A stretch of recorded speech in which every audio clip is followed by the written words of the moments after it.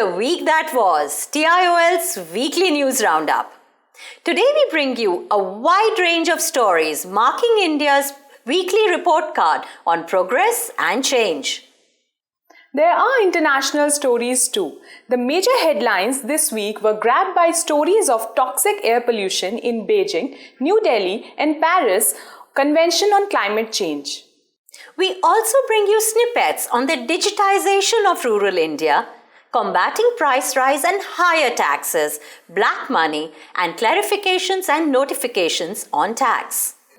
But first, a special feature on legal anomalies that the government urgently needs to address. Our first news of the day shows up the government as a petty thief if the Babus continue to interpret the rules, ignoring the settled laws, which could lead to avoidable litigation. To pave the ground for introduction of the GST, the central government increased the excise duty from 12% to 12.5%. It also did away with the levy of education cess and secondary and higher education cess on all excisable goods with effect from March 2015. From June 2015, the education cess on service tax was also subsumed into a consolidated rate of 14%. However, this is only one side of the coin and only half a measure. Assessees availing SENVAT credit on inputs and input services on goods and services were in a soup. How to utilize the unused credit of education cess? The SENVAT rules are restrictive. SENVAT credit of specified duties has to be utilized for payment of those specified duties only. Hence, SENVAT credit of education cess may be utilized only for payment of education cess. To correct this anomaly and to calm industry concerns, the government retracted and issued a notification allowing manufacturers to utilize SENVAT credit of cess for payment of output excise duty liability availed after March 2015. No such provision was made for a service provider until October 2015. Service providers were also now allowed to utilize SENVAT credit of cess for payment of output service tax liability incurred in June 2015 or later. However, some anomalies still exist and need to be urgently resolved. Huge amounts of accumulated SENVAT credit of cess lie unutilized as of end February 2015 for a manufacturer and as of end May 2015 for a service provider. This has created cash flow issues for various trades and industry. Now for some news on black money from Manisha. While on business without ease and transparency, India has been ranked as the fourth largest source of black money outflows. As per figures released by Global Financial Integrity, a US-based think tank, the illicit outflow of funds from India during the period 2004 to 2013 was $510 billion or $51 billion annually. China topped the graph with $139 billion annually, followed by Russia at $104 billion and Mexico with $52 billion annually. Clearly, developing economies continue to bear the brunt of global illicit fund outflows through tax evasion, crime, corruption, and other illegal activities. How will Delhi combat the toxic air? Let's find out. Pollution levels demand immediate action, and the Delhi government is set to follow the Chinese initiative. The Chinese government issued a red alert against pollution in its capital city this week, closing down schools and polluting construction sites besides restricting the vehicles on the road. Taking a leaf from Beijing's lessons, the Delhi government has also decided to tackle toxic air pollution through reduction in traffic, the largest contributor of air pollution. The government plans to initiate a trial for implementation of the odd and even number plate rule, allowing odd-numbered vehicles to ply on Monday, Wednesday and Friday, while even-numbered vehicles shall be allowed on other days, Tuesdays, Thursdays and Saturdays. Sunday shall be the Sabbath or free for all. The rule shall apply to all, including ministers, the bureaucrats and the judiciary. The only exception shall be emergency vehicles like PCR vans, fire tenders and ambulances, which shall be allowed freely on Delhi roads, and perhaps women drivers too, who need to pick up their children from school. The Delhi government will come out with the trial plan by Christmas. If the scheme works, it shall be officially implemented from January 1, 2016. Let's now turn to Manisha for some news on per capita income in Delhi. While on Delhi, some things remain only on paper. In the Delhi Government Statistical Handbook released this week, Delhi has the highest per capita income for 2014 to 15. At 2.41 lakh per annum, it rose by 13.5% from rupees 2.12 lakh in the previous year. Puducherry, with per capita annual income of rupees 1.75 lakh, was the second highest, followed by Haryana at 1.47 lakh during 2014 to 15. Delhi's per capita jump corresponds to an increase in the gross state domestic product, and they say numbers do not lie. Now for some news on net neutrality from Asha. Will Skype, WhatsApp telephony or FaceTime be subjected to any regulatory protocols by the Indian government? Will Netflix, the video on demand service, be allowed to operate in India? The answers to these questions are contained in the final report submitted by the Committee on Net Neutrality to the Department of Telecommunication. Net neutrality is the principle that internet service providers must enable access to all content and applications without favoring or blocking any product or website. The committee's recommendations broadly contain technical, regulatory, and public policy related measures needed for India on the issue of net neutrality, involving over-the-top applications that allow online delivery of the product, bypassing traditional distribution mechanisms and voice-over internet protocol services. The committee has recommended that India's policy on net neutrality must be directed towards achievement of developmental goals by facilitating affordable and quality broadband for all its citizens. The committee has rejected the demand for any regulation against over-the-top messaging services like WhatsApp Messenger, stating that any impediments in expansion and growth of OTT application services should be removed. So it's a free-for-all for messaging apps like Viber or WhatsApp.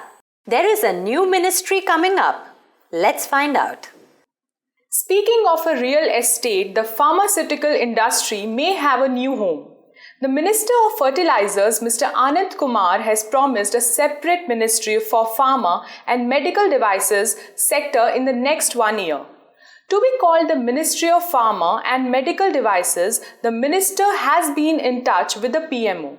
Speaking at the pharma event organized by the PhD Chamber of Commerce, the Minister promised the pharma sector a memorandum on the inverted duty structure before the budget next year, besides the implementation of the Katoch panel recommendations to cut bulk drugs import from China within the next 100 days. The Katoch report, already in the public domain, has been accepted by the government. What are the changes in the real estate bill? Let's find out. There is good news for home buyers.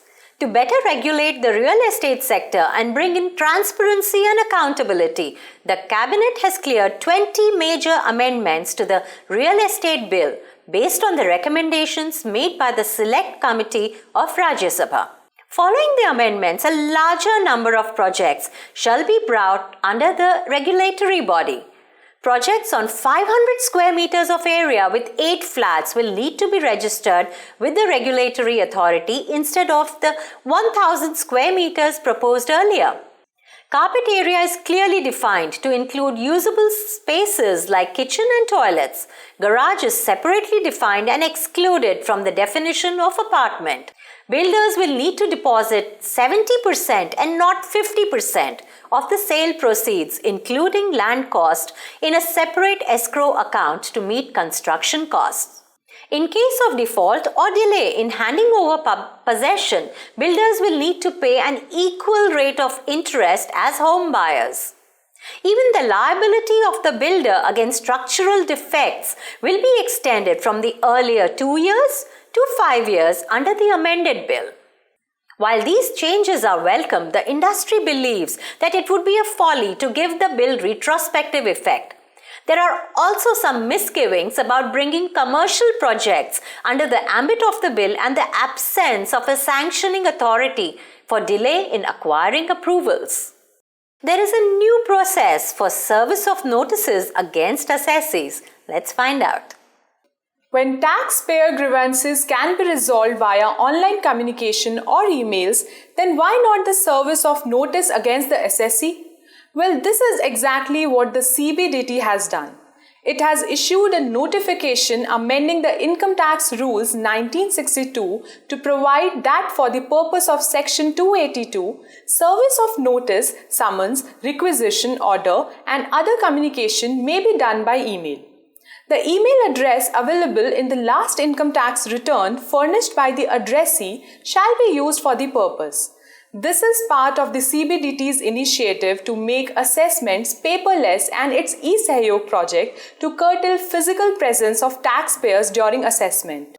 An assessee who has filed incomplete or incorrect TDS details in the income tax return form need not shriek at the prospect of a long-drawn official process for rectification.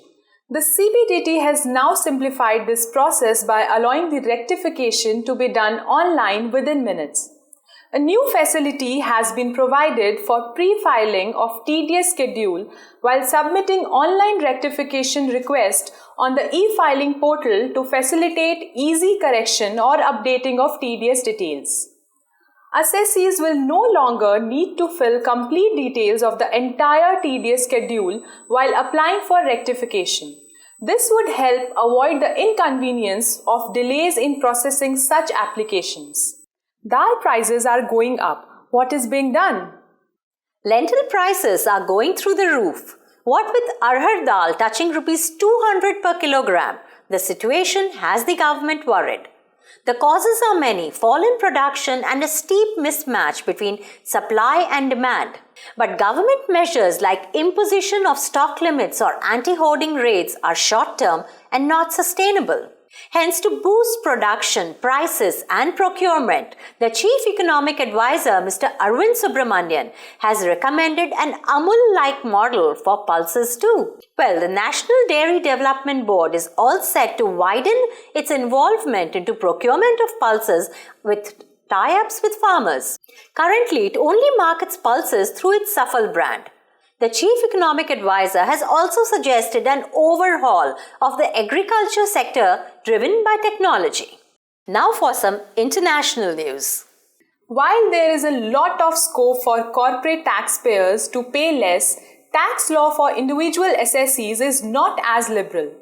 Add to this an economic recession that not only impacts production but also tax collection. So while the slowdown has brought down corporate revenues, leading to falling corporate tax revenues, this has put a higher burden on individuals to bail out the government in meeting financing requirements. Revenue statistics published by the OECD, an international economic organization of 34 countries, states that average tax revenue from corporate incomes fell by 0.8% of the gross domestic product during the period 2007 to 2014 across OECD countries. On the other hand, revenues from individual income tax grew by 0.1% while VAT revenues grew by 0.3% during the same period. These numbers demand that efforts are urgently needed to ensure that corporations pay their fair share. The Chinese Yuan was in the news this week. Even as China's economy spirals in a downswing, its global trade performance has earned its currency yuan a place in the international currency basket known as the special drawing rights. The International Monetary Fund, after evaluating China's standing as an exporter, has agreed to add the Chinese yuan to its reserve currency basket as a freely usable currency. This edition of the Chinese Yuan renminbi will take effect next October. Now, the final news of the day. The world has come together against the threat of climate change at Le Bourget in Paris. But none of the countries made a commitment to make the real changes to save the earth against global warming. It is clear that carbon emissions from fossil fuels, that is burning of oil, coal and gas, helps the world to meet about 80% of global energy demand, which has caused global warming. The effects of climate change include hurricanes, heavy rains and floods. More than 190 nations agreed for the first time in 20 years of UN negotiations to reach a binding and universal agreement on climate change. Emission reduction plans were to be outlined, aiming for a global temperature rise to 1.5 degrees Celsius above pre-industrial times. But the talks, steered by the most polluting nations of the world like United States, China, Europe and India, failed to achieve a clean breakthrough on sharing the burden for emissions control, the quantum of control, the temperature limits, making non-achievement of committed targets a punishable offense, or even setting up a firm framework for future action. But what came out was a very watered-down version in the agreement. What was missing? There was no agreement on making emission control targets legally binding. Reference to emissions from aviation and shipping was omitted. There was no decision between nations on who will pay for the huge investments needed to replace fossil fuels with renewable sources of clean energy like solar or wind. There was no mention of removal of intellectual property rights on clean technology to allow the poorer nations to access the technology. The intention to clean up the planet was present, but a strong commitment to make the sacrifices was clearly missing. Perhaps the love for the planet was lacking. On this note, we conclude this bulletin of the week that was. Thank you for staying with us. We welcome your feedback at editor@tiol.in. Have a wonderful weekend ahead.